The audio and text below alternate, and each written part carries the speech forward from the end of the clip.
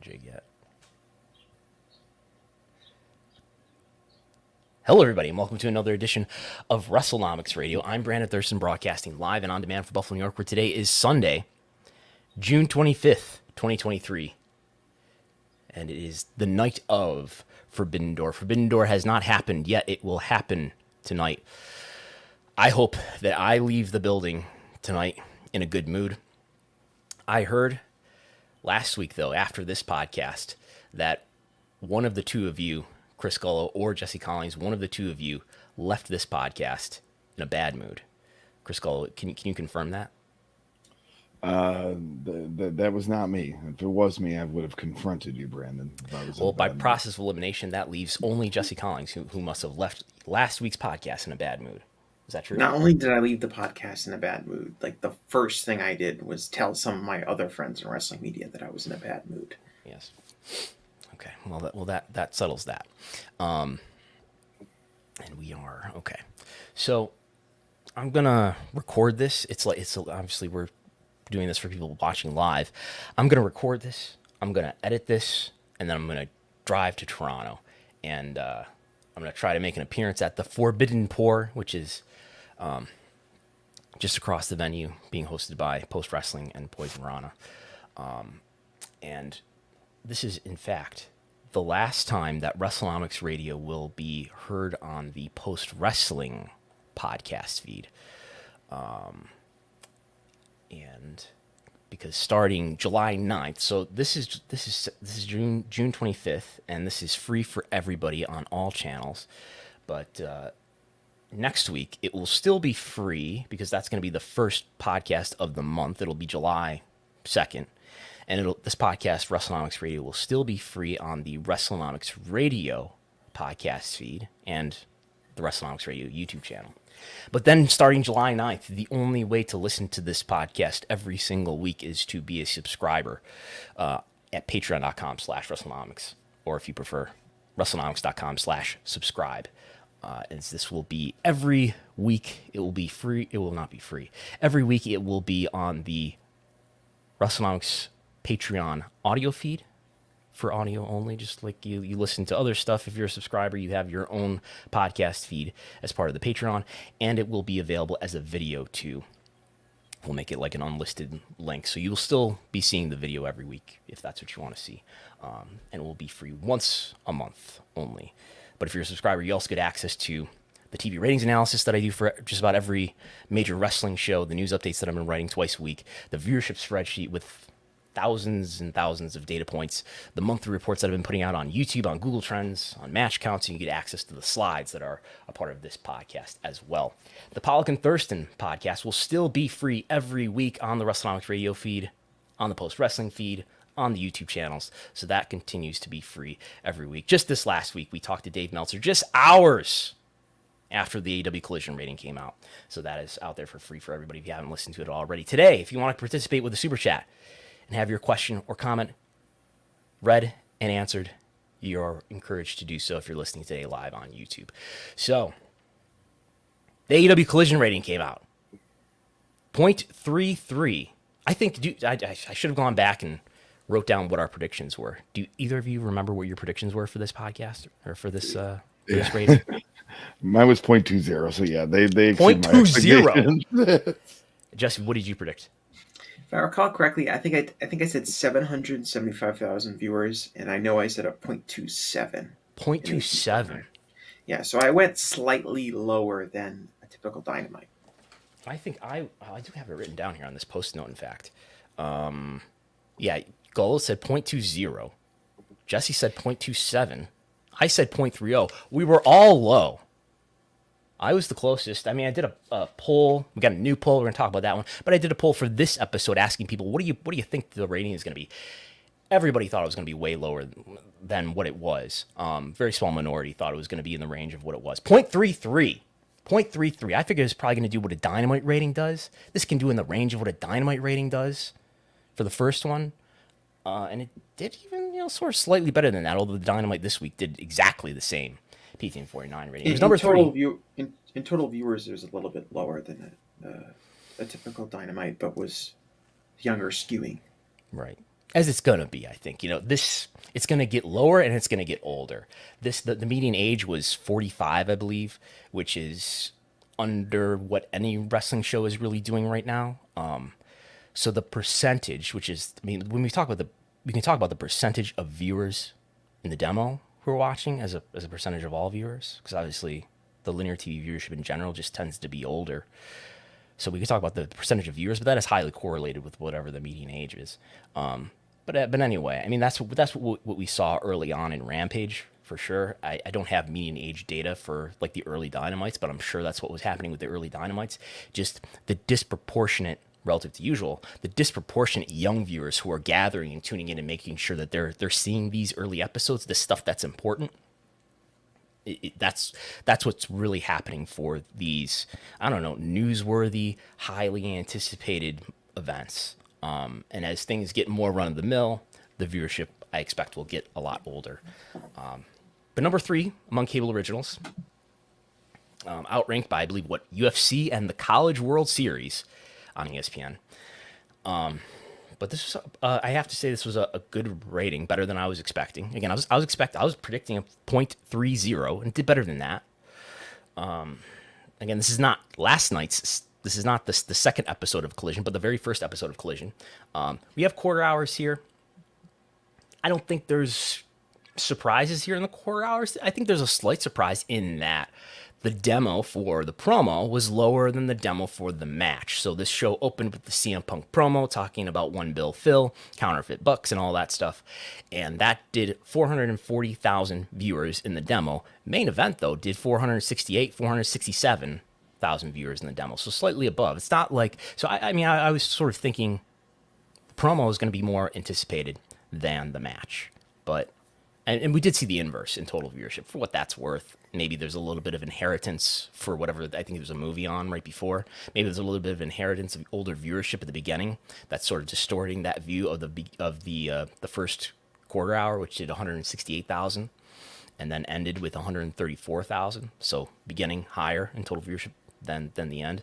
I guess what I think when we look at these quarter hours, both in this case and for Dynamite in general, is that the demo is giving us a more honest look at what the interest is in these quarter hours. You know what I mean? Like, because I think there's more distortions and misleading data in the total viewership, which is disproportionately coming from obviously older viewers, and there's more external effects that I think are affecting those people, including most of all the lead-in. In any case, the match had a lot of interest relative to the promo, which is slightly surprising to me.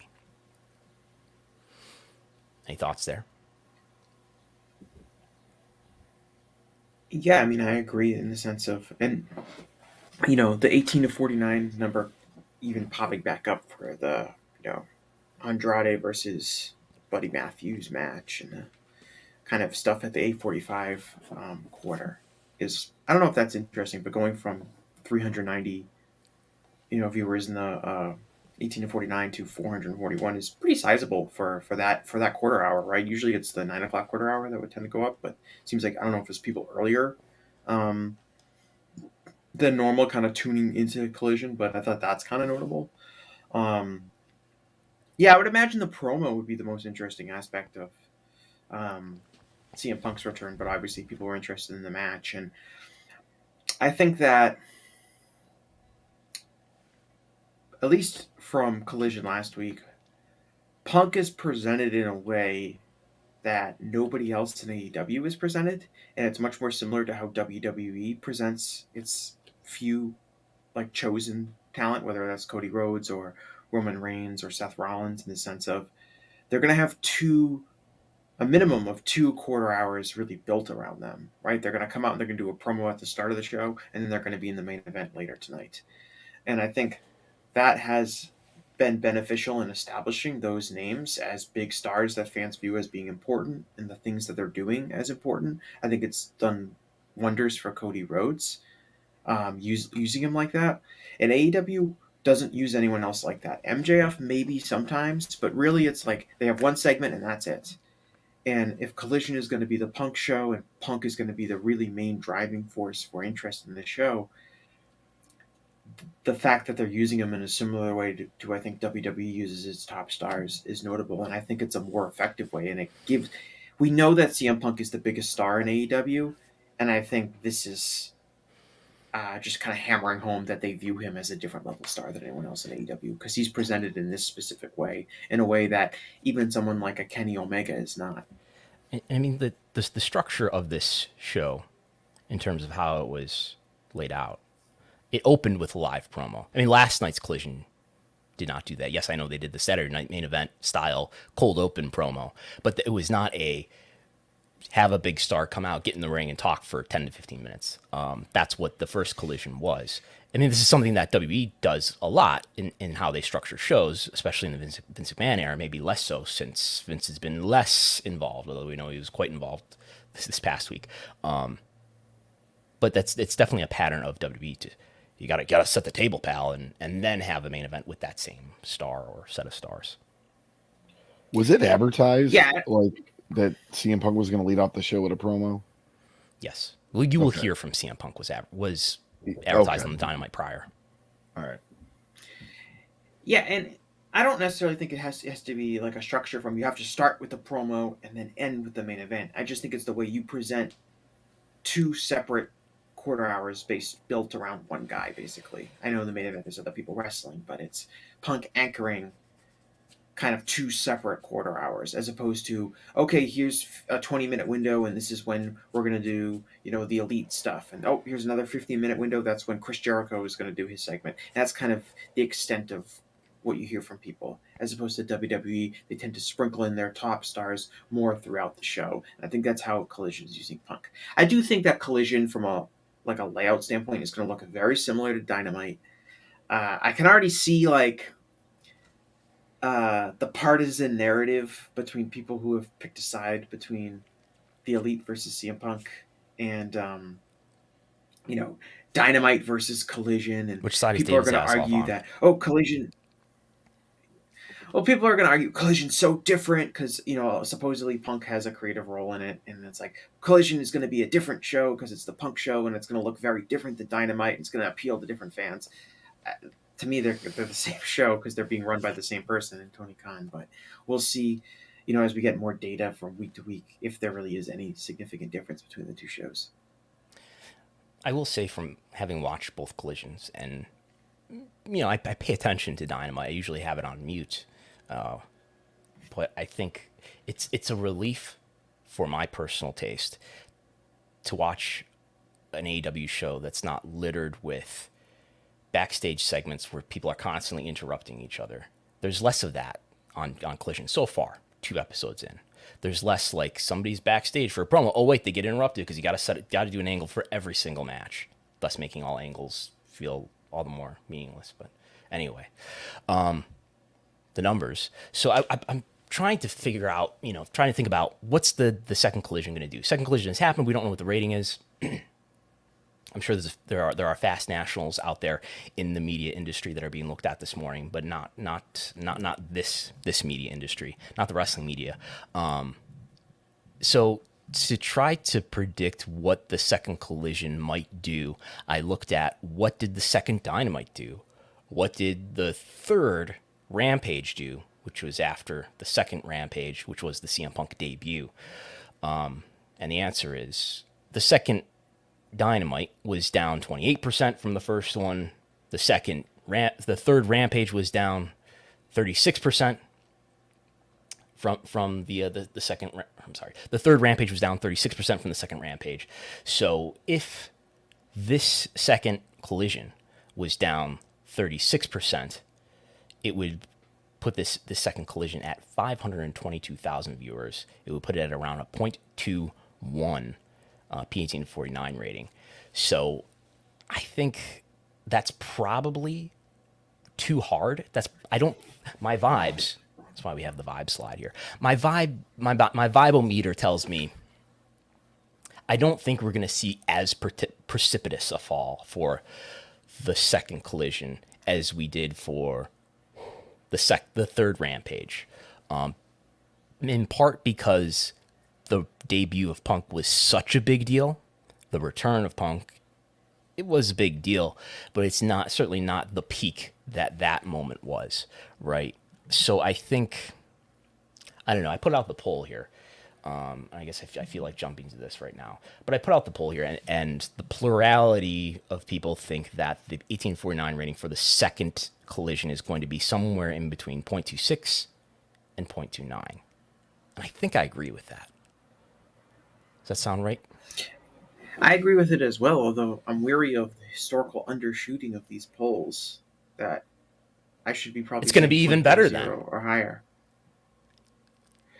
I don't know if it's going to be better, but it seems like people are universally pessimistic in terms of AEW business. I don't think it's going to be a 0.30 or higher, though, which is the next option. I don't. That seems unrealistic, right? It seems like 0.6, 0.26 to 0.29 seems right. I guess the argument for it to be higher would be, is there less of a novelty factor? Like the first Dynamite, right? Huge novelty factor. Right, people tune in just to see what this was going to be like. That be the first, or I guess the second Rampage, right? Massive novelty factor. CM Punk returned to wrestle almost a decade. Okay, the novelty factor was it's a new show for AEW. CM Punk is coming back, and he kind of had a controversial. He was pretty controversial, but probably less of a novelty factor than either the debut Dynamite or CM Punk's return to pro wrestling. For the second episode of Rampage. So in that sense, you could tell me that Collision has maybe a more stable debut that could be repeated for episode 2. I would also add that you do have there was a go home show for Forbidden Door. I think that there's some momentum there. There's some extra interest that you wouldn't see in maybe a more typical episode of Dynamite or Collision. Obviously, the Dynamite rating this past week was very good. There's some more momentum for the promotion. That feels like it could be followed up on. What CM Punk said during his promo during Collision, I think was the talk of wrestling in a lot of cases and stuff. He said the line about counterfeit bucks and things like that. I think people would be interested in tuning in and seeing what he's going to do this week. That's all the case for the rating to be very similar. I see 0.26 to 0.29 seems right, but historically people have kind of undershot what AEW is capable of doing. So 0.30 seems unrealistic, but I can't say I'd be super duper shocked if they hit it again. Yeah, I think, the big question is what this show does a couple months from now on average, what it's delivering on a consistent basis. Just look at what the competition was on Saturday night briefly. It's not that strong. There's USFL football on NBC last night. There's baseball on Fox. There's more men's College World Series, and not that much else to speak of here. If we look at what was the baseball game, most of the country is getting Houston Astros versus LA Dodgers. Some of the country getting Minnesota Twins versus Detroit Tigers. So I don't see that as huge competition. On the media call, which we'll talk about more, but I do want to touch on there was a little bit of ratings talk on the media call with Tony Khan on Thursday, where he was being asked, what, I think I have it in the notes here. He said, I do know that past performance in the time slot would be a good comp. So the question is, what's a good enough rating for Dynamite? And Tony is saying, well, compare it to what that time slot normally does. And I read that to mean it's got to do better than that. So what does that time slot normally do? I think the primary thing to compare it to is not the sports in the time slot, which it's going to be preempted for, which has been everything from NBA conference finals between the Celtics and the Heat. I forget how that one ended, where that did 8.7 million viewers. It did a 2.96 1849 rating, huge rating. It's not going to do anything near that, and that's why Collision is going to be preempted by NBA, by NHL Stanley Cup Finals, which are going to deliver better than Collision is going to deliver. There's a little bit of college basketball in here during March Madness. There's even some soccer here, which maybe it wouldn't be preempted for because it only did a 0.15. I don't know though. Could still see soccer pushing Collision out. But anyway, All-Star game. All these. There was soccer last night too. I don't believe the game was until, I think it started at 10 p.m. Was it on after Collision? Because there I there don't know what network it was was on. they were It was playing Rush USA Hour versus right after Jamaica. Collision last night. So anyway, what I want to ask is, so what normally airs when there's not special occasion sports here? Well, it's movies. And do we have any data for what those movies deliver at 8 o'clock on Saturday night? We have a few. So through Spoiler TV, it used to be Ratings Ryan, but now it's Spoiler TV, we do get the weekly top 200 reruns. So we don't have every single rerun to look at here, but we do have those that have finished in the weekly top 200. So far this year, there are 3 instances of Saturday night, 8 o'clock movies on TNT that finished in the weekly top 200. We have 3 instances of that. What did they do? In the demo, they did a .12, or they did a .13. So that's the basement for what this show. If the show does not deliver better than that, it's bad news, I would think. It's got to deliver better than that. So that's what I think that's the bar that they have to clear by a decent margin. That's pretty low, realistically, because if we look at like what Rampage does at 10 o'clock on a Friday night, they do a little bit less in the key demo, but right around that number in the key demo. And you would think that Collision, which is airing in prime time as opposed to at 10 p.m. and has clearly more star power and are dedicated towards it, at least at first, should be able to. It should definitely be clearing out, a .12. And those are kind of outliers, too, for a movie, right? And most of the weeks it doesn't hit that, a .2, .12. It doesn't hit the top 200. I would think it's the case that usually, if we had every data point of what the movies are doing on Saturday night in prime time, it's on average probably a little bit less than this even. Because unless the weeks that it didn't make it are just elevated across the board in the top 200, but that's likely not the case. I could look and sort of verify that, but I did not look. But it's probably going to be this or a little bit lower, right? So I was doing some thinking last night. And by the way, if you hate ratings talk, I don't know why you're listening to this podcast, but if you hate ratings talk, and you think it's totally pointless and inconsequential, again, I don't know why you're listening to this podcast, but this is more consequential ratings news this week and the weeks to come than really at almost any time. It's on that level. The most important and crucial time for ratings numbers that I think are meaningful. This is up there with the best of them, because wherever this show settles, I totally grant that week 1, week 2 don't tell us a lot. It tells us what the peak is that it's going to fall down from. But the big story is, in terms of economics, is where Collision ends up. What does Collision deliver on a regular basis? Because what Collision delivers on a regular basis, if I'm a WBD executive, I'm going to weigh heavily into how I negotiate with AEW for the next TV rights deal. So I'm doing a bunch of math here and basically weighing out how various pessimistic, moderate, and optimistic outcomes could weigh into how AEW's TV rights fees are valued. So these TV rights fees are going to be valued by ratings, but also by time spent. How much viewer time is AEW helping WBD deliver? And we do the math, and we come out to, it's either going to be something like 70 million hours on an annual basis, 78 million hours on an annual basis, or 84 million hours on an annual basis. And this is extrapolated from the ratings. So the 3 scenarios I've got here is, let's say Collision ends up delivering on a regular basis by like September, October, December, delivering about a 0.14. That would be pretty bad, right? Because that's only at the level of the movies, just slightly above what the movies are doing. That would be pretty bad, I think. And then I did what I consider to be a more moderate outcome, which is where Collision is delivering on a regular basis a 0.20 in the demo, 0.20.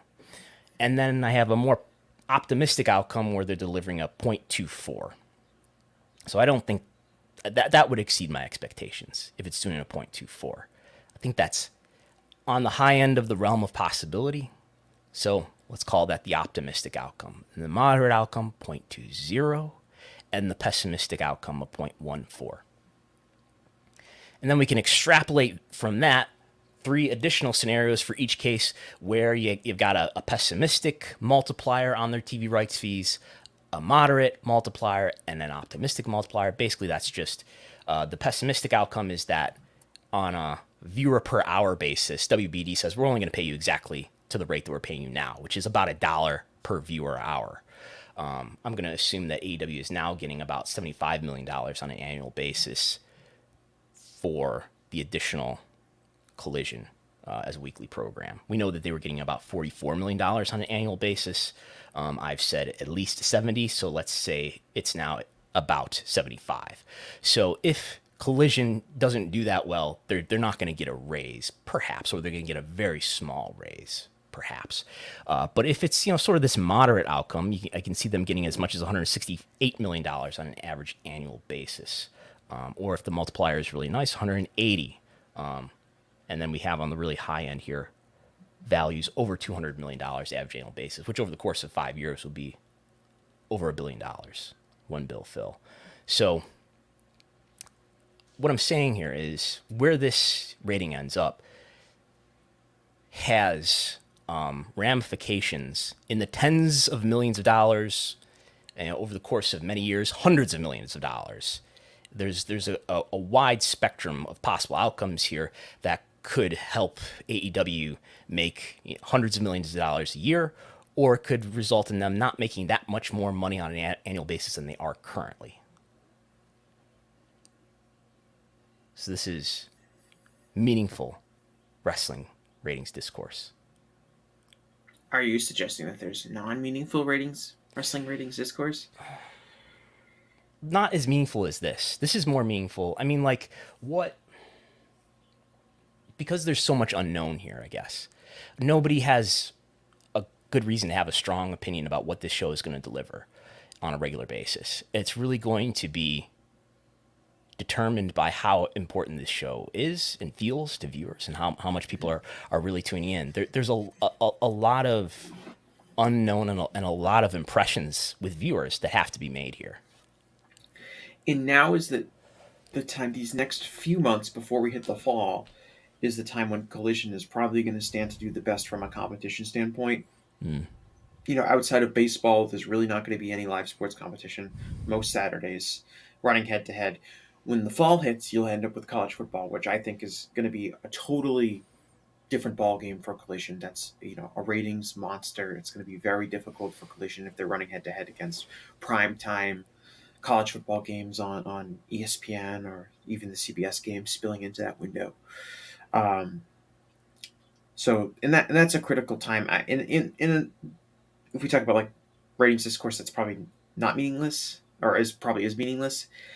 The 0.33 rating, the debut rating, that Collision is now going to be consistently compared to forever. If it doesn't hit the 0.33, people wonder what happened to the 816,000. Yeah, but those people don't matter. We're talking about things that matter. Right, but I'm pointing out, like, in the sense of even your optimistic number here is a 0.24, which would be significantly less than that rating. And will they be maintaining a 0.24?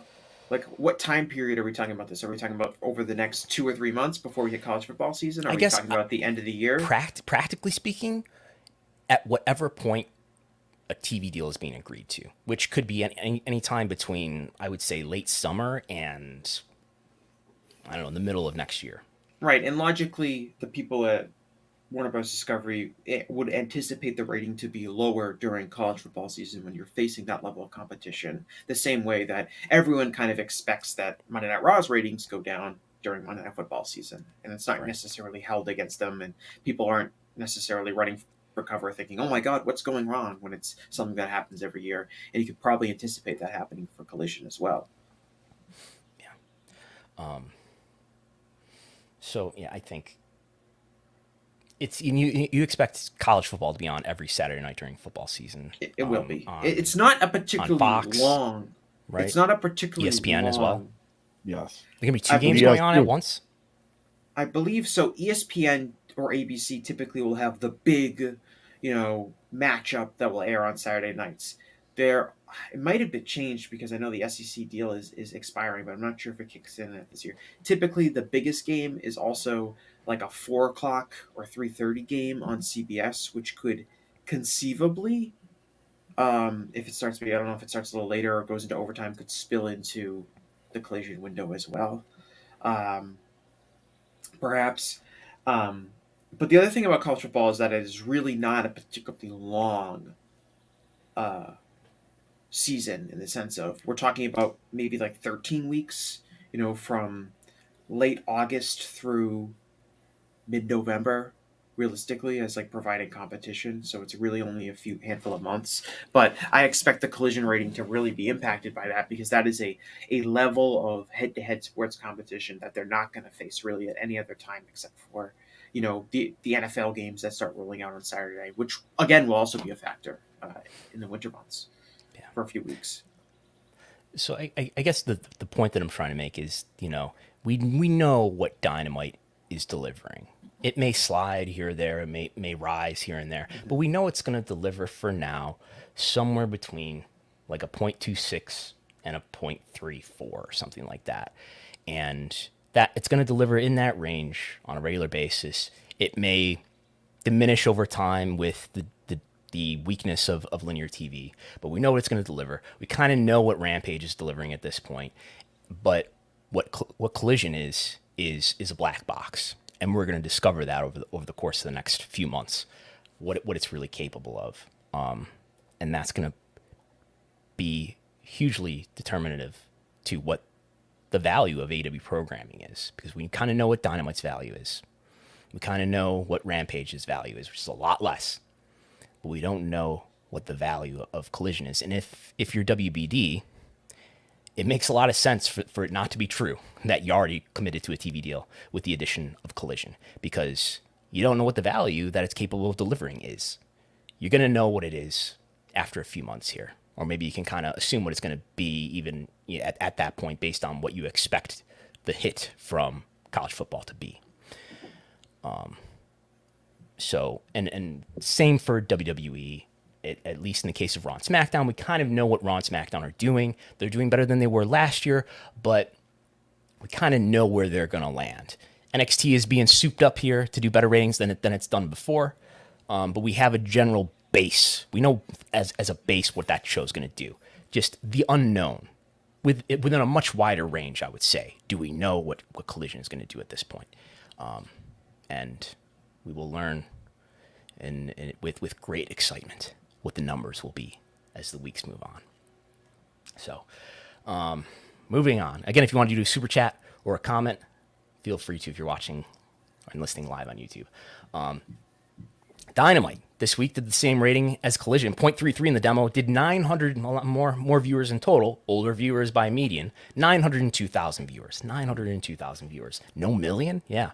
0.33 in the demo. This was driven overwhelmingly by older viewers in the demo.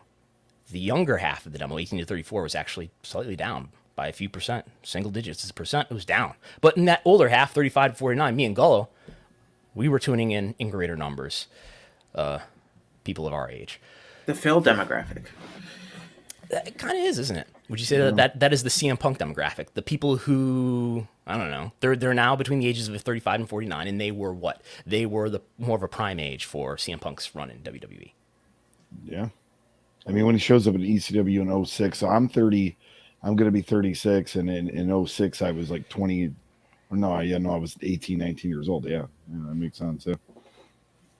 Okay. So yeah. I don't know if there's more to analyze there, but that's Dynamite did a better rating than it's been doing in the last few weeks. This was its best rating, I believe, actually since February in the demo. This was not a spectacular number in total viewership, but it was much better than usual in the demo for Dynamite. NXT. All right. Seth Rollins. Is he a draw? Is Seth Rollins a draw? Nobody, as we know, nobody in wrestling is a draw, especially not in WWE. Well, we're going to put it to the test on Tuesday night on the USA Network, 8 o'clock p.m. Eastern against Braun Breaker. NXT on Tuesday night. 773,000 viewers, which is its biggest audience in more than 2 years. You have to go back to April 2021, so just after the Wednesday Night War ended, to find a rating, an audience that is as big on average as this one was. If you want to look at the demo, 0.23, it's been since the Halloween Havoc episode in October 2020. October 2020 was the last time NXT did a demo that was this big. Number 2 in the demo for Tuesday. Get this. NXT has never ranked as highly as number 2 in the demo on its night. Ever. So, a big rating here. It was up in demos. We have it on the screen here across the board. I mean, men in the demo were up the highest among the demos we're listing here. So, but was it really Seth Rollins? I mean, there was a lot on this show. It could have been Dana Brooke and Cora Jade. It could have been Wesley and Tyler Bate. It could have been Chase U. But the quarter hours tell us that this audience peaked at the end. NXT, unlike all the other shows, has an overrun. The overrun varies in how long it is. It's always under 15 minutes, just about. This was an 8-minute overrun this week, which averaged, across those 8 minutes, 950,000 viewers. 950,000 viewers. In the demo, it averaged a 0.29 across those 8 minutes. The quarter hour 8, so the last full quarter hour of the show, grew the audience 15%, grew the audience 17% in the demo for the Seth Rollins versus Braun Breaker match. So, as far as testing whether Seth Rollins can, at least for 1 week, pop a big rating for NXT, the answer is absolutely yes. Will people be pointing at this 1 week of NXT ratings when Seth Rollins Hall of Fame discussion starts? I'm ready. Seth Rollins was in fact a draw. Remember when he popped that big quarter hour on NXT? I'm ready. So I don't expect for Seth Rollins to be on NXT every week, but I do think that this is a really useful data point for WWE in terms of what they could do with NXT, in the sense of, if they wanted to, if they chose to do so, they could incorporate more star power onto NXT. They could intertwine some level of NXT stories onto a Raw or a Smackdown, like we saw Braun Breaker was on Raw this week, and they promoted, Seth Rollins is going to wrestle him on NXT tomorrow night, which probably led to more people tuning into NXT, obviously. But it shows that WWE has the capacity we can put some top stars on NXT and it can finish number 2 in the night. That is something that WWE can do if they choose to do so. Would it be diminishing returns if you did it every week? Probably. But it does show that those tools are at WWE's disposal, which maybe wasn't the case. Because if you go back to the Wednesday Night War era, there was a time where WWE did have a lot of main roster stars coming down and wrestling people on NXT. Famously, Charlotte won the NXT Women's Championship and was down there every week. And the return on those stars going to NXT was relatively minimal, if I recall correctly.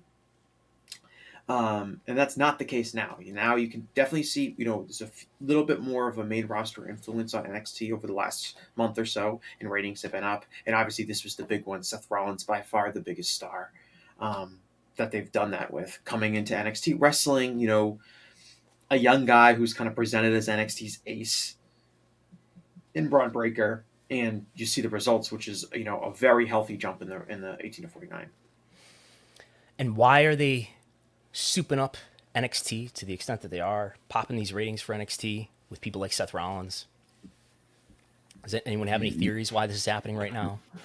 Media rights? Media rights fees. When do the NXT media rights fees expire, the current deal for NXT? When does that expire? That's this year, right? September. This September or October, sometime in this fall. This deal is expiring very soon, in the next few months. Mm-hmm. So, and in media interviews and calls and such, Nick Khan has hyped up the idea that NXT is a valuable property. They view it as a third brand, just like Raw and SmackDown. So there's obviously a focus on making NXT feel more important, obviously, and trying to juice the ratings by moving some top stars and having them have matches on there. And the returns have been successful. I think long term, what does that mean for NXT? What does that mean for if they get a bigger television deal? Will they be forced to kind of commit more star power to NXT in the future? Is it going to revert back to what it was before, which is less focused on developmental and more trying to focus on just presenting a really strong product that people are going to be invested in? Is unclear, but obviously the attempt is right now to make NXT feel as important, as relevant as it possibly can. I think the big question this fall is whether we learn that NXT has been simply extended for a year so that it becomes coterminous with the Raw and SmackDown rights, which are expiring next year fall. Which is also kind of the MO for WWE, right? If you require their next ATV rights were also extended to, as you said, coterminously expire at the same time as the Raw and SmackDown rights. So they kind of want to put this bundle together all at once, even if they do end up selling them to different bidders. Yeah, it's probably a question of just what gives Nick Khan and his team the best leverage to pull the best deal for Raw and SmackDown rights. Does somebody offer them such a good deal for NXT rights that it's worth committing, or does extending it to 1 year give them additional leverage to make a better Raw and SmackDown deal? And Brandon, what is your suspicion about what WWE is being paid for NXT on USA right now? Somewhere, if I were to guess, like 15 million average annual value, something like that, maybe 10.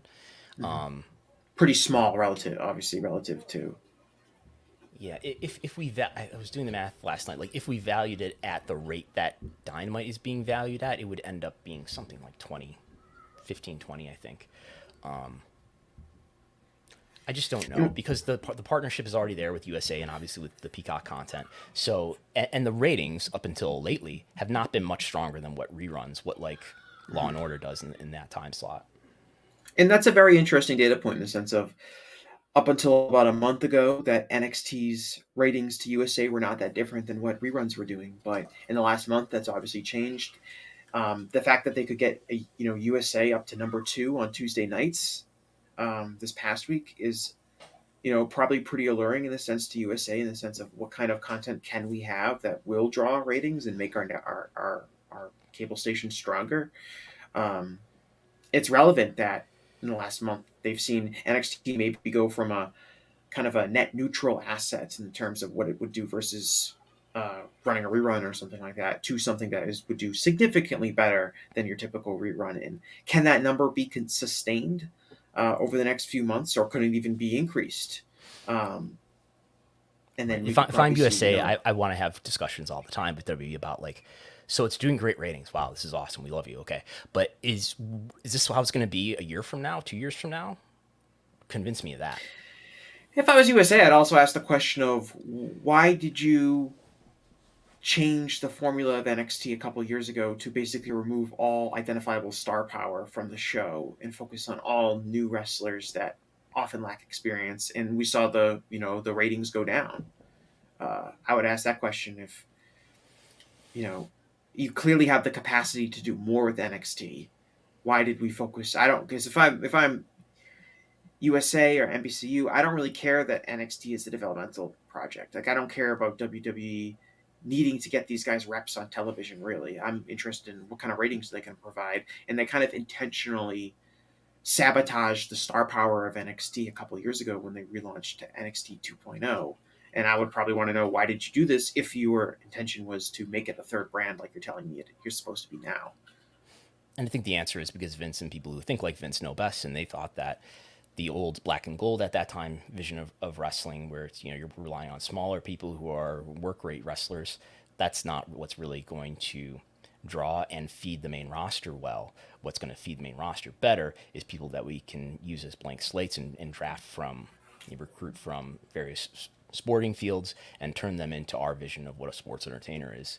And right, that they've reverted was not supported in the last couple of years.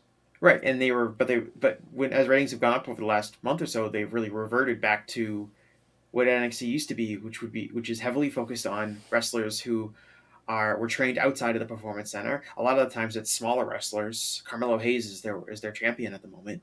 Mm-hmm.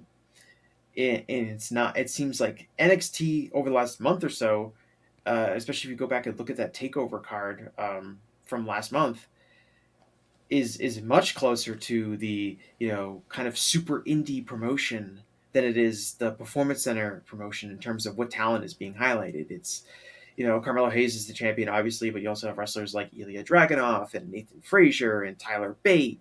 And these but they all came through the Performance Center, though. So they're all WE trainees. Right. Well, you could have said that back during the, Johnny Gargano and Adam Cole days, too. Yeah, same for that, too. We WE trained them. Right. They went to the Performance Center. But obviously the philosophy has flip-flopped back and forth. And I think in WWE's mind, the pushing the ex-college athletes and the true Performance Center trainees is probably a better investment in the sense of NXT as a developmental project, but that has to be balanced with NXT, a business entity and something that you can sell television to. I would conclude this. It's 10 years since the Performance Center opened in July 2013. My opinion is that there seems to be something institutionally in the way of WWE's Performance Center being able to produce wrestlers who have outstanding value to WWE based on the resources that you have and all the advantages that you have by being WWE. I think it's greatly underperformed in delivering wrestlers versus the value that they've gotten out of people who had wrestling experience prior to coming to WWE. And my conclusion would be that maybe there's something about what we do that just doesn't make us the best creator of talent. Now, that's not to say that we should stop training people altogether and stop recruiting athletes and all that, but to acknowledge, understand, and work with the fact that maybe there's something about our institution that maybe we can improve or maybe we can supplement to deal with the fact that that we're just not the best at creating talent from scratch all the time, and that there's a lot of other talent that we can pull in and get value out of. And even if you look at so NXT 2.0, when did they launch that? Was that last year or was that 2 years ago? September 2021. So we're looking at close to 2 years, like a little bit more than 18 months since that has happened. On the main roster right now, if you look at the main roster, which one of those like NXT 2.0 names that they, trained in the Performance Center and started pushing NXT 2.0, who is having an impact on the main roster right now? That would be one of those people. Austin Theory. Right, but the Theory's not one of those guys. But if, as far as anybody who's not paying attention to wrestling, which is the majority of the people, I think that their business partners are, and they're, you know what I mean? They will tell this narrative. I'm moving past the business part. I'm just thinking. You want to talk real? I'm talking about like a talent valuation standpoint. You spent 18 months dedicated to this NXT 2.0 model of training the superstars for tomorrow. And if I look at the main roster right now, who is making an impact on the main roster that is a true Performance Center trainee that emerged over the last 18 months on NXT 2.0 and is now on the main roster? Over the last 18 months, I don't know. I'm Bianca Belair, but that's probably that's before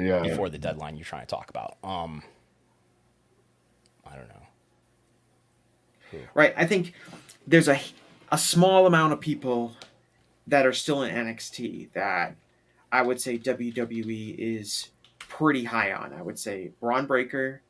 I would say Tiffany Stratton. I would say maybe the Creed brothers. And I think those people will continue to be... Gunther, maybe? But, we'd all agree Gunther was tremendously talented before he ever set foot in WWE. Yeah. I mean, same thing with LA Knight. He might have been there in a little bit of the 2.0 No. reign, Okay. I'm talking about like people that were actually trained by the Performance. But did they know how to look in the camera and work for the camera, though? I think Pretty Deadly will become a big deal for them, but that's still fairly new. Okay. Right. I'm just thinking of people who... What are my results 18 months after we started this experiment of NXT 2.0? What are the results so far? And I would say, look at the main roster. Who is making influence in the main roster right now? I mean, I'm trying to think of anyone who's even been called up. It's probably pretty limited. You could say like someone like Zoe Stark, who didn't have a ton of indie experience before coming to WWE, but was around the indie scene. Toxic Attraction got called up. Right, but those are veteran wrestlers, right? Yeah. Yes. All three of them, though? No, the one. Mandy Rose isn't with the company anymore. Well, yeah. Gigi Dolan is. Like I said, what I just brought up, I think Pretty Deadly's the only other really example probably that didn't have they didn't have experience before. I don't think, did they? Who? Anyway, Oh, the tag team, Pretty Deadly. Oh, Pretty Deadly. Yeah, I'm not sure. I mean, there's also a level of like, there's a difference between a guy like, a vaulter level wrestler signing with WWE or LA Knight, who you mentioned, like, versus, someone who has maybe a years of scattered indie appearances and then got signed by WWE.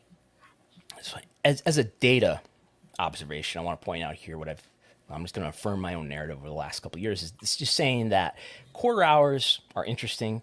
They're often misleading, especially when it's not remarkably, wow, this quarter hour trend that we see here in NXT and the quarter hour trend that we're going to talk about in a minute with Smackdown. These are truly meaningful, undeniable changes in the quarter hours across the show that I have to attribute to the content. Now, what's happening on a lot of times, especially with the Dynamite quarter hours that people hyperanalyze, what we're seeing is differences that I don't find to be particularly meaningful. In the alternative, I would suggest looking at these charts that I put in the TV ratings reports every TV show that look at everything by segment. And yes, YouTube doesn't draw a lot of money, but I think it's a more reliable indicator of interest than quarter hours often are. My point being here that, look, the quarter hours clearly reflect that the Seth Rollins and Braun Breaker match did well. We see that corroborated in the YouTube data here, where the most viewed YouTube clip for NXT last Tuesday by far is Rollins versus Breaker, and then secondarily Hayes saves Rollins from a Balor attack, which is the post-match angle, and then even after that, Seth freaking Rollins makes his return to NXT, another video, which is by far more viewed than the others. So if you're looking to see who's a draw, which is one of the most important questions that we can ask in our entire lives, the YouTube videos, I think, tell us a more reliable story than the quarter hours do. Anyway, we're reporting quarter hours and we're reporting YouTube views every week. Now, here's Roman Reigns looking into the camera directly at Jesse Collings, saying, "You at home, acknowledge me." Roman Reigns drew another strong quarter hour, and the Usos. The Usos did. I don't believe Sami Zayn was a part of this angle. This is now 2 Fridays ago, June 16th. This is the Usos turning, I guess, on Roman Reigns as well as Solo Sikoa. The final quarter hour grew the audience 19% in total, 16% in the demo. This show, which averaged 2.4 million viewers, peaked at almost 2.8 million for the final 15 minutes. Another in what is becoming a preponderance of data points showing how strongly the Bloodline angle is performing, and is corroborated by YouTube videos that just these 2 videos for the Uso Superkick Roman Reigns and The Decision, which is Jimmy Uso making the decision to stay with his brother Jimmy, just soaring with about 2 million views each for these 2 videos, just soaring above everything else, which at best had 300,000 viewers below it. So just doing multiple times more views on YouTube than the other stuff is doing. So the case for Roman Reigns being a draw continues to get fortified here. Any responses? You're muted, Jesse. You're muted, Jesse. I can't unmute you because you've muted yourself.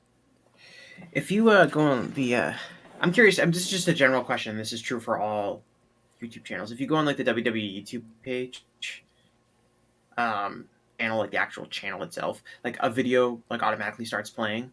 Does that count as a paid YouTube view? Probably counts as a view. That ruins the data, doesn't it? They probably put Roman curious. Reigns up there at the top. You can't count it. It probably counts, yeah. I mean, it's ridiculous to suggest that the the data in the quarter hours, especially week to week, is so overwhelming. And look at this, 300,000 versus 2 million.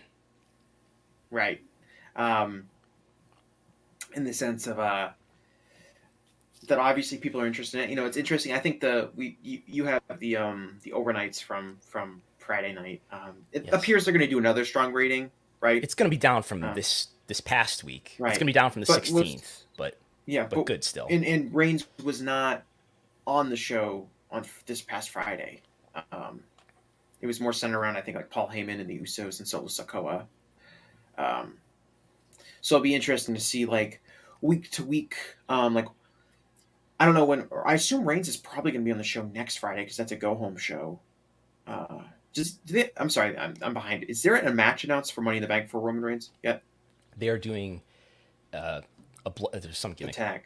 It's a tag match. It's a Yeah. Bloodline Civil War, I believe, is how it's being built. Yes, Usos versus Reigns and Solo Sikoa. Right. So people are obviously he's probably going to be on the show Friday. It'll be interesting to see, Reigns' presence on Friday what kind of rating that will do in the sense of we've seen it we saw, really good rating last 2 weeks. This past episode probably going to be slightly without Reigns. What happens when he comes back? Will the rating go back up? Will it be about the same? Did it peak when the Usos finally made their decision? Because that's kind of the big moment in turn that people were waiting to see. That's all relevant data, but obviously this is the best period of Roman Reigns' career in terms of being an identifiable draw. It's a huge feather in the cap for the Usos as well, who I think emotionally are kind of the pivotal characters in the storyline. So in terms of their status as a drawing act, their status as a main event team that can really move business. I don't know if what their kind of Hall of Fame resume is going to look like for the Wrestling Observer Hall of Fame. They should be on the ballot.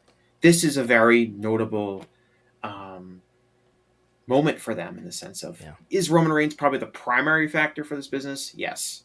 But at the same time, the Usos are really pivotal players and in a lot of ways carrying a bulk of the emotional storytelling, and the investment is in them to a degree. So it's a huge benefit to them. And I guess Paul Heyman, as a character, is obviously very important. Yes.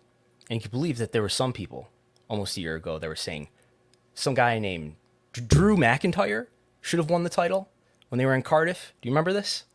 Yes. Well, he should have, but that's neither here nor there, right? Would this, and people have, kicked and screamed about Cody not winning at WrestleMania. Is this all as successful? Is it diminished at all? Or to what degree is it diminished if Reigns had lost the title in either case at WrestleMania or at Clash of the Castle? It's kind of impossible to prove, so is it worth debating at all? I heard you and my you response and John, is it's not. Yeah, go ahead. You and John Pollock tell talked about this on Wednesday, in the sense of this storyline between like the bloodline dissolving, right? Roman Reigns does not necessarily have to be champion for it to work. And one could argue that it would actually make more storytelling sense if Roman Reigns had lost the title, because it would show, be an excuse for broader insecurities that Reigns has to emerge and to become more suspicious and jealous of the Usos. The fact that Roman Reigns still has the championship, largely because the Usos and I guess Solo Sikoa have continued to help him retain the title, throws some level of logical questions towards why would the Usos and Roman Reigns have this problem. But largely you could say that Reigns' need to have the title. The Reigns' need to have both titles. Not even just one of the titles, but both. He's got 3 titles. He's got 3 belts. Yeah, I guess he has 3 titles. He's a Triple Crown champion. The need to have the creation of the new title for Raw and things like that. You could easily argue that it's not necessary to the angle. But if Reigns loses the title, then there's no Seth Rollins belt to give and have him go to NXT with. I'm being facetious, sort of. If you want to participate, by the way, the Super Chat, go for it. Forbidden Door tonight in Toronto.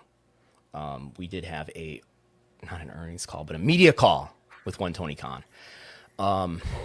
There were a few items that we can talk about from the Forbidden Door media call, which happened on Thursday. The biggest one, I guess, being that there had been a report earlier in the week from Ariel Helwani on the MMA Hour saying that it's been reported reliably that Bellator, and I believe Scott Coker has confirmed it, the Bellator is exploring a sale. Bellator is the MMA company that's currently owned by Paramount, that company formerly known as Viacom CBS. So they're shopping Bellator. There have been reports that PFL, Pro Fighters League, which is another MMA organization, is interested in merging with Bellator. Ariel Helwani is reporting that the Khan family is interested in has looked into acquiring Bellator. Liberty Media also, he mentioned, as another company that's looking into acquiring Bellator. Liberty Media is the owner of Formula One, the Atlanta Braves. Yes. Anything else remarkable? I think those are the two biggest assets. I think there's like some type of communications thing, but yeah. Liberty One, we highly believe it did make a bid on WWE in the strategic alternatives process, but obviously did not come away with it. So Tony was asked about this on Thursday, and he says, quote, "I was surprised to see that report. I haven't had any conversations with them about that, so I don't know what that was about. My father, Shad, who is Shad Khan, hasn't had any conversation about that either." Of course, he went on to disparage Ariel Helwani, continuing his long-running blood feud with Ariel Helwani. So that's that. I guess so we're not going to see a merged UFC WWE versus a merged Bellator and AEW after all, which seems like a possibility for a day or two there. So there's that. Other things he said there. We've already got 9-figure revenues. He said this when being asked about the One Bill Phil line. He said 9-figure revenues. So that means $100 million, and that's consistent with like the $100 million even, very close to $100 million even, that I believe AEW generated when I did my estimate for 2022. So not far over $100 million, but about $100 million is what I believe they do. He's saying comments that are consistent with that.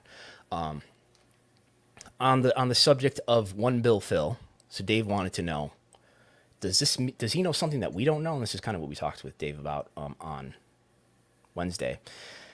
Wondering does Punk know that there's a TV deal worth $1 billion? I guess this would be over 5 years.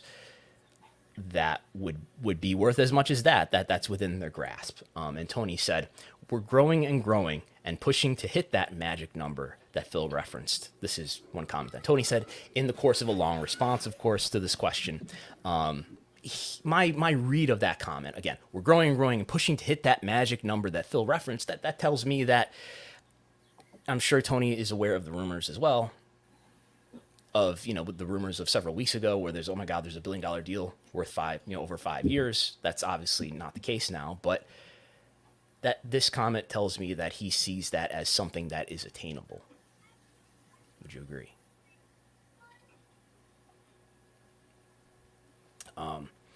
He was also asked by Bix.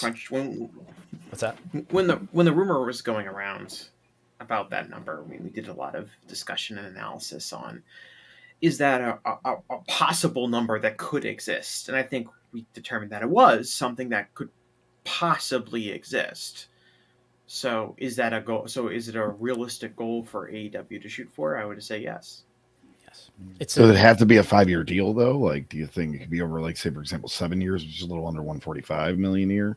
Yes. I could see it being. I mean, look, the W Canada deal is 10 years, so I think that, and the NFL deals are really long, right? Not that we should compare much to the NFL deal, but. And the ACC deal, I think, was like 15 years or something crazy like that. Yeah. Anyway, I could see a wrestling deal being longer than 5 years. And there's also additional components such as, could pay-per-views be moving to HBO Max or something like that? That could also factor in how much money the deal is worth. Right. And next day rights for AEW currently have no owner, no one monetizing them. So that's something that could fit on Max and wouldn't even have to be live, obviously, because those would be next day rights.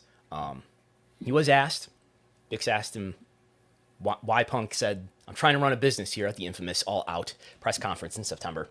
And Tony said, "That's just a colloquialism. I own the business, but he's one of the top stars and he has an interest in AEW being a strong box office business." Bix followed up and said that he had messaged with Tony, and Tony made it even clearer that Punk does not have an ownership stake in AEW. So, and finally, Stephanie Chase asked him if there were any women in creative. He mentioned Madison Rayne and Sarah Stock, not just once, not just twice, but actually 3 times. He mentioned their names 3 times. Does that count as having 6 women? If you say that you have 2 women involved in coaching and in agenting, does that count as having 3 women in creative if you say their names? Or I'm sorry, 6 women in creative if you say their names 3 times? I don't think so. Okay.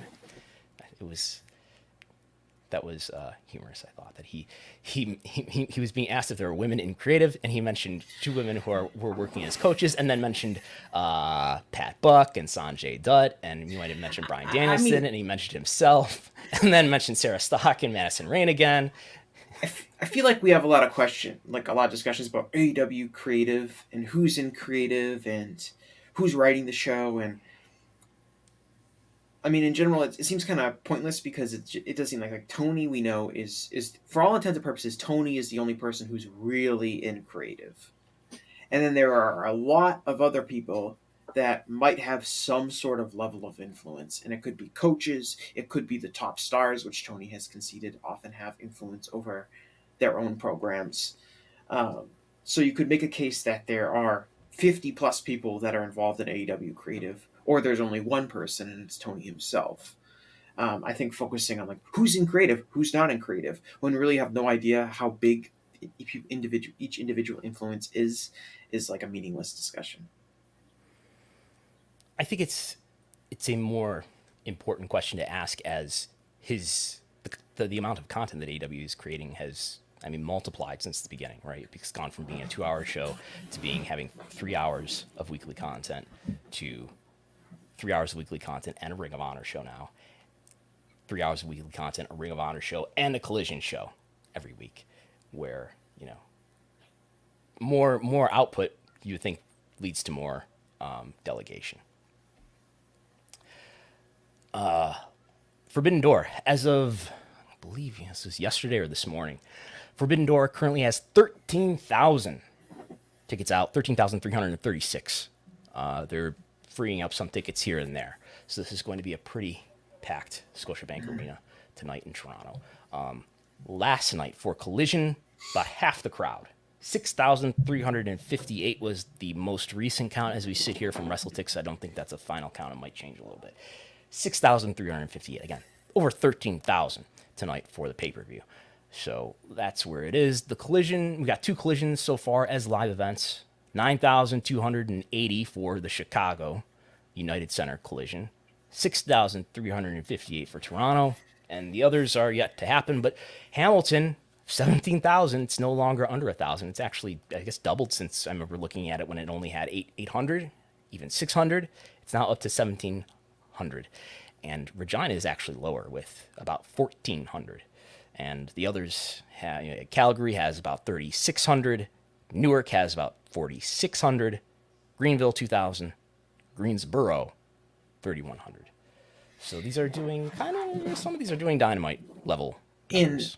In the ticket movement over the last week for the Toronto show that eventually got to probably around 6,500 or so was tremendous. Because a few weeks ago, I was like, I can't believe what they were at, like under 2,000 tickets out. And I was like, I can't believe they're so low given that this is the day before a major sold out pay-per-view event that should theoretically have a lot of fans flying in to who would want to watch this show. So the fact that they got up to what I would consider a pretty strong number is impressive. Obviously, the Hamilton number is still very disappointing, but given that they've more than doubled their ticket sales over the last week, is valuable. I think there's a lot to kind of my original notion about why the ticket advances were so weak was that people didn't know what Collision was going to be. They weren't sure if it was going to be like Rampage, which is a largely skippable show with nothing really major or important happening on it. I think so far establishing Collision as the CM Punk show and as the show that, major stars are going to wrestle on and there's going to be matches and angles of consequence. They continue to do that. We'll see ticket sales continue to improve for Collision because fans are going to understand what they're going to get. And it's not going to be a B or a C show. It's going to be something that's just as relevant as Dynamite. It's not as important as the TV ratings, but it's, we're finding out what Collision is. Is it just going to be a Rampage level B show that's not really that important, or is there really going to be another show where important things happen to the degree that they happen on Dynamite? And they continue to be aggressive in terms of what buildings they're running in. They're not running in 3,500 seat buildings. They're in some very large buildings, coming up in Calgary, in Newark, in Greensboro. We're talking about you know, NBA, NHL sized arenas. I know they announced an upcoming date for the. I think they're going back to the Rep Arena in Lexington, or is it the Yum Center in Louisville? I know they announced a Kentucky date for Collision later this August. But either way, they're going to be in another gigantic building. Like, they are not running little, 2,000 seat theaters and stuff like that. They are anticipating Collision to draw just as well as Dynamite, and they're running in the biggest buildings that they can find for the most part. Okay.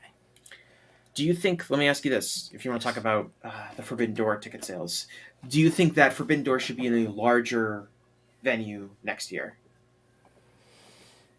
A lot of that might depend on what ticket sales in general look like a year from now. But do you think that given that they have, quickly sold out, your typical NBA-sized arena with both the United Center show in Chicago and now the Scotiabank Arena, should they run a bigger venue for the next year?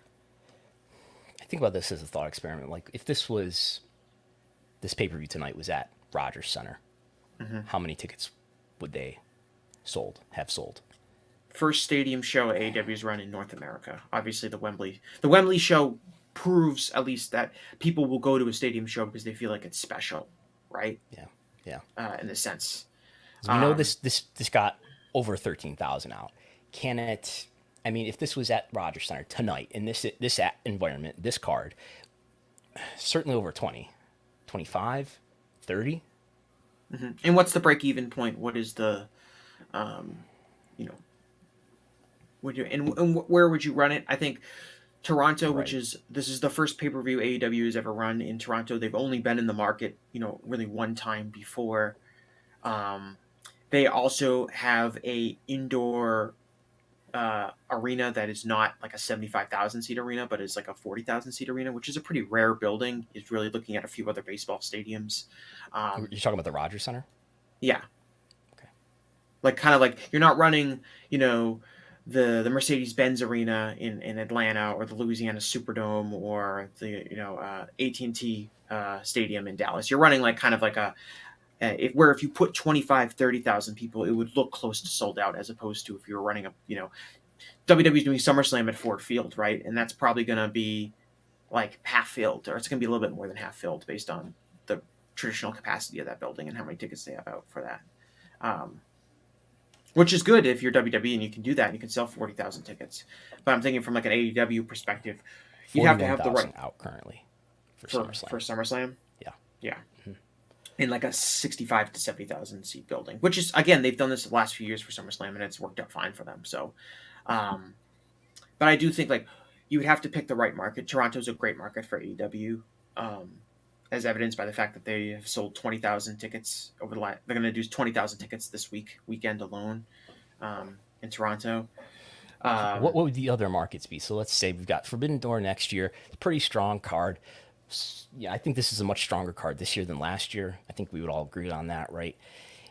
And let's say it's next Tony year. Khan Tony Khan thinks everything is great at all times. Well, I'm saying like last year, the build for this was a mess. People didn't know what kind of matches we were going to get. We didn't even know like if Okada was going to be on the show until like the last day. There were injuries. There was maybe some lack of communication between New Japan and AEW. And I think, and Tony was talking it up big in the presser, and I think it's that he's being truthful in the sense of there's much more of a cohesive build to this show. We've had New Japan wrestlers. When does the embargo on the truth open up? About a year later? Right, but we get the sense that he said that last year was the most injuries he's ever dealt with in any capacity, including his time, with the Jaguars and Fulham, which is pretty remarkable if you're familiar with the 2019-2020 Fulham Premier League season, in terms of how bad the injury situation was for them there. It was the fact that he said that it was worse last year on Forbidden Door time is pretty impressive. But I will say there were also other reasons why some New Japan talent was not available. That was not just injuries, but we'll leave it at that. Right, but there's a lot more cohesive. I mean, this show, like probably like a month ago, right? Or at least early June, right, during Dominion, we got Bryan Danielson versus Okada announced, and we got Kenny Omega versus Will Ospreay announced. And so those are your two real marquee matches. Everything else, in a lot of cases, is going to be gravy. But even they've been able to build up those shows. Will Ospreay has been on AEW television. The past 2 weeks they've had more New Japan stars trickling in. Obviously on Dynamite this week they were all over the show. So there's a lot more of a cohesive build for this show, and it's done great business from a ticket selling standpoint, and I would expect the pay-per-view to be pretty strong as well. And as we've discussed before, it feels like a special event in a way that the other 4 AEW pay-per-views don't, because of the New Japan connection, because it's really like a dream card of matches. And I think that helps sell tickets. I think it helps with getting traveling fans to come to the show. It's like, if you're going to go to one AEW pay-per-view a year, you want to go to the one that feels special. And this is the one that feels unique and feels special. The Wembley Stadium show will feel special and unique when it happens again this August. But if you're just looking at the calendar, Forbidden Door is the one day of the year where AEW kind of does feel like they have a special event, as opposed to the other pay-per-views, which are all very similar. And I think that helps sell tickets. So I guess the challenge is, if you're going to do Forbidden Door next year, let's say it's an equally strong card, equally strong macro environment as far as what the momentum is of AEW and maybe the wider economy. What market do you pick to run for Forbidden Door in a stadium if that's what you're going to do? Well, the fact that it takes place in June helps, in the sense of you're not dealing with cold weather for some other cities that you could go into. I mean, New York would be the obvious case now. If you're going to New York, you're probably looking at maybe MetLife Stadium, which is probably a very expensive and a very big venue to fill. Does that affect whether you do Arthur Ashe in September, as has been the tradition? So do you not? I feel like they'll keep doing it. I mean, Arthur Ashe is 2 or 3 months removed from Forbidden Door. I would say you could look at Citi Field. I would say in New York as a potential venue. Brooklyn. It's in Queens. No, that's Shea Stadium. That's the former Shea Stadium. It's the old Shea Stadium. Yeah. Yeah. Okay. Well, actually, I don't know where Citi Field is next to relative to where Shea Stadium was, but I don't think it's in Queens. Site. Yeah. But that's that is a baseball stadium. You could probably easily do 30,000 people there, and obviously New York is an awesome market given the size and its proximity to other major markets. Google tells me the capacity of Citi Field is 41,800. For baseball. I don't know what that would mean for a wrestling baseball. show. I think I think there was only one wrestling show there, actually, which was that Legends of Wrestling year. They did a nostalgia show, right? Was Goldberg on that show? Yeah, he was, but he just did like a run-in. I was in a similar show that was like that in Buffalo. So was Brandon, actually. It was the same type of group. The show we did in Akron, is that what you're talking about? Yes. Okay. Yeah, that same type of group did the show in Citi Field. Brian Knobs told me to go out there and kill it, and I did. Brian Knobs tried to not pay me, and I told him no. If you look at like other strong markets for AEW, obviously Chicago is one of their strongest markets. Soldier Field is not quite as big as like a MetLife Stadium, but obviously would be a 60,000 seat venue. You could do Wrigley Field or whatever. Soldier Field. You think is Chicago not getting saturated with this stuff? Does it not make it a weaker market to do this? I'm just thing, looking or does at the traveling audience just sort of offset all that. I'm just looking at what are their best markets that they could go to for ticket selling purposes. Would the West Coast be too much of a risk because of the? Speaking for myself, I went to Las Vegas, but I was not going to go to San Francisco for Revolution because it was just more expensive for me, being one of the many people who's on the East Coast of the United States. It just makes the travel, the barrier, right, and theoretically be very restrictive towards European travelers as well. Flying to Toronto, flying to New York, even flying to Chicago. Maybe you can probably get direct flight to a lot of those markets, as opposed to going from London to LAX. And that's not going to be offset by the fans traveling from Japan to go to Australia. I mean that's probably a small enough amount. But we're talking about the traveling fans. It's true. I think one of the reasons Chicago is a consistently strong pay-per-view market for them is because Chicago's an unbelievably easy place to get to. Yes. No matter where you are in the U.S. Yes. Right. It's like Chicago, Atlanta, and Houston have like the most connections, so you can get right. money. And Chicago is in the middle of the country, so it's not too far from the West Coast, not too far from the East Coast, within easy driving distance to a lot of. I mean, one of the reasons I think Toronto, despite it being an international market, is because Toronto is really strongly located, not too far from the Midwest, not too far from the East Coast. Obviously, cheaper international flights too. Yep, and the Toronto metro area is obviously a really large metro area. But yeah, I mean, if you're looking at like places, the fact that you can do it in the summertime makes it less restrictive. If you don't necessarily need to be in a dome, it obviously helps to be indoors from a weather perspective. But you could do a baseball stadium. Now it's during baseball season, so that's a scheduling aspect that would need to be rectified. But plenty of baseball stadiums host concerts and stuff during the baseball season, so it wouldn't be impossible to get something done like that. Okay. So I guess the conclusion is it doesn't really matter what the market is if you're going to draw from people out of the market and that market I think it definitely matters to travel to. Yeah, I think it matters to an extent. I wouldn't run it in. Look, it's not a huge factor because you're relying on. There's a reason they haven't done a stadium. There's a reason that Tony Khan owns a NFL stadium and they haven't run a stadium show there. Run it in Jacksonville, but Jacksonville is hard to get to. You'd have to make. I definitely right. Have Jacksonville to is not a strong market for. There's a hotel issue too in Jacksonville. Yeah, like when the Super Bowl was there. Yeah. Yeah. So, Atlanta. I mean, and we're talking big domes. I would say that you could get away with like a baseball stadium or even like an MLS. A mid-sized stadium. That you could run that seats 25,000 people. What about the West? Now, the Seattle's MLS team, do they play in the Seahawks Stadium? I can't remember. Do. Okay, they do. So Portland would be more what I would be thinking of. But Portland. Well, you could also do Safeco Field in Seattle, where the Mariners play. That has a dome. Because Seattle could be a really good market. I mean, it'd be expensive for East Coast travelers, but okay. Yeah, I mean, if you want to do West Coast, you could. Could they go to Montreal? Is the Olympic Stadium still open in Montreal? I have no idea. No. Okay.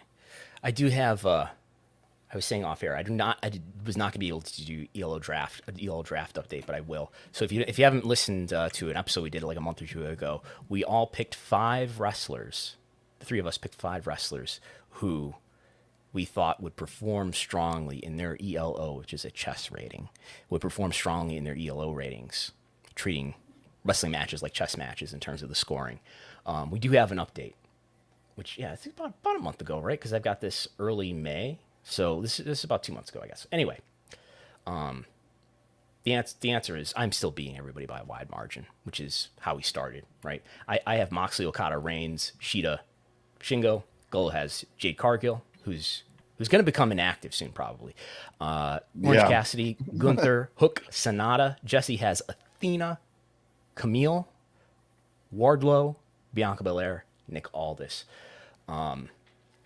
And for people watching, these know the amount of green on my. Yeah, these are the amount of green on my. I'm going to rapidly catch Brandon at this rate. You also suffered a loss here as Wardlow lost the title. I'm guessing that's what this is, although it should have counted on the 17th. Anyway, these numbers have not been verified by an independent auditing committee. But Wardlow did clearly suffer a loss recently, probably to Luchasaurus when he lost the TNT title. Nick Aldis is starting to, which is a Jesse wrestler, is starting to slowly gain. I believe he is number 1 in TNA, though, or I'm sorry, Impact Wrestling.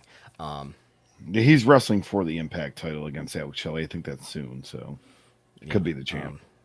Any other interesting changes here? Orange Cassidy, of course, Orange Cassidy was a good bet as he was, continues to gain in ELO score as he continues to win matches. I've got no changes in my score going way back here, which doesn't make a lot of sense. I don't know if this conditional formatting is correct. Anyway, I'm winning by a wide margin here, so I apologize for that. Anything else to talk about? Brady, can you take the listeners to what your schedule is today? I'm going to edit this podcast and get it uploaded and ready to go for the podcast feeds. I'm going to make sure I have everything I need, but I'm just driving. But so I'll make sure I'm ready to go. I'll get in the car. I'll drive to Toronto, which will take about 2 hours. I will go to the Forbidden Pour nearby the arena. I'm gonna have to find parking, which I've anticipated is gonna cost me like $15 US or something. And I will park. I will go to the Forbidden Pour probably. I will go to the show. I have, full disclosure, I have bought a resale ticket. AEW will comp me, but I have spent money like $49 on a resale ticket so that they're not giving me gifts greater than $15. I will be at the show. I will probably walk around a great deal and not sit in one seat very much.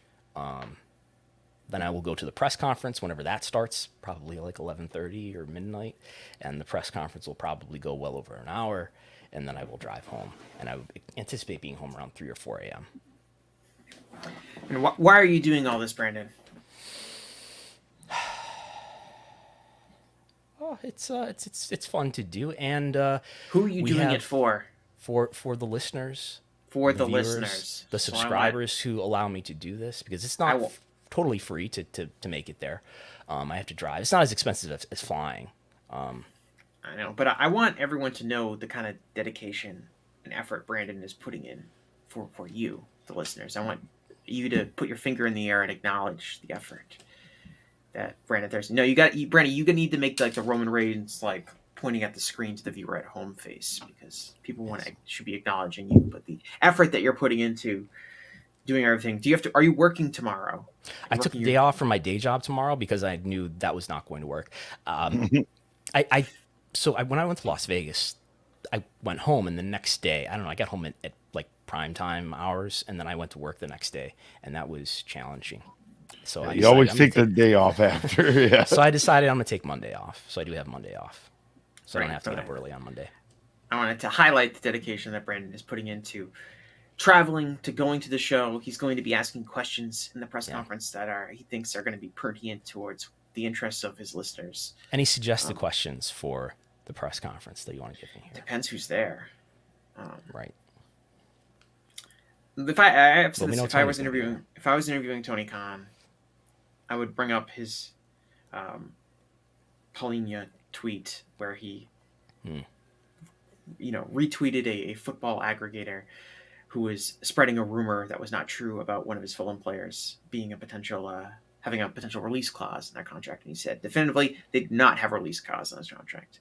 And I would ask him, you must see false rumors about your wrestlers and your wrestling promotion all the time. How come you don't take to social media and equivocally deny them at the same rate? Because I do think a lot of problems in AEW could be avoided if Tony did take that tactic, as opposed to giving non-committal answers to any real serious questions that are asked of him in terms of personnel, in terms of contract situations, in terms of when we're going to see wrestlers again and things like that.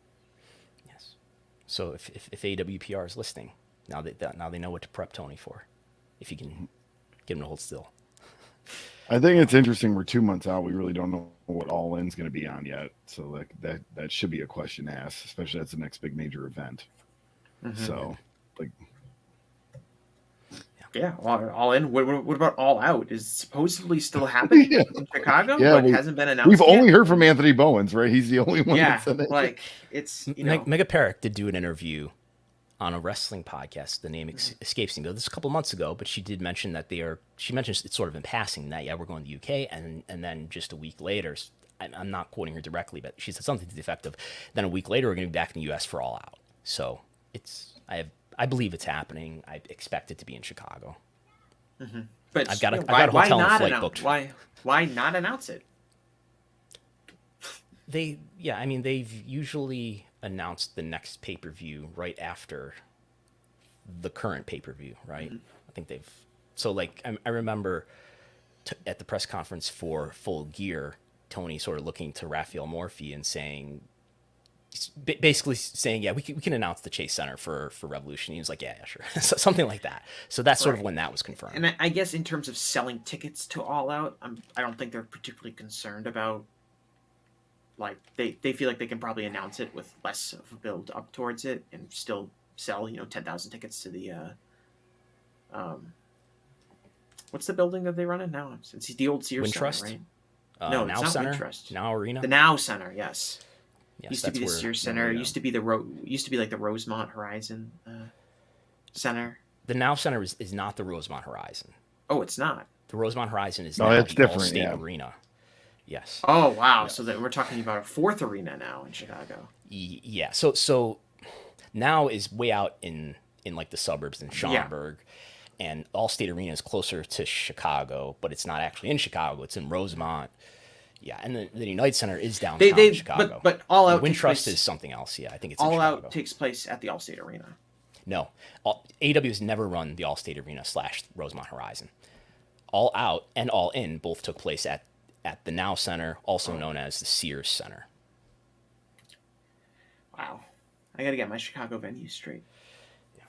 I'm also planning on going to All Out for Chicago. I'm planning on going to SummerSlam Detroit. I'm planning on, this is my latest idea, is that, so All Out will be in Chicago that Labor Day weekend. WBD just announced Payback in Pittsburgh. So my plan is to drive to Pittsburgh, fly to Chicago, fly home. Be a rental car involved in that. So that's my current plan. We'll see how that all plays out. Anything else? Once again, if you're not a subscriber yet to patreon.com/Wrestlenomics, if you want to listen to this podcast every single week, subscribe to patreon.com/Wrestlenomics. You will get to continue to listen to this podcast every single week in both audio and video. It will not be available to free listeners any more than 1 week a month, beginning July 9th. So we will be back for everybody for free on YouTube on the Wrestlenomics podcast feed. But this is the last episode that is of Wrestlenomics Radio that is on the post-wrestling feed. Pollock and Thurston continues to be widest possible distribution for everybody on both post-wrestling on Wrestlenomics going forward. So that's what's happening there. Thank you all for listening. Talk to you next time. I'll be at the press conference. Maybe you'll hear me there. But otherwise, I'll be back with John Pollock next week. I guess I'll say we're going to talk to Mike Straw. That is our current plan, to talk to Mike Straw, who is a video game reporter, also from Buffalo. And Longtime friend of mine, yeah, Mike Straw, good guy. there you go. And this will be just after AEW Fight Forever has been released. So he will have played the game by then, and we will discuss it and whatever that means for AEW and wrestling business. Talk to you then.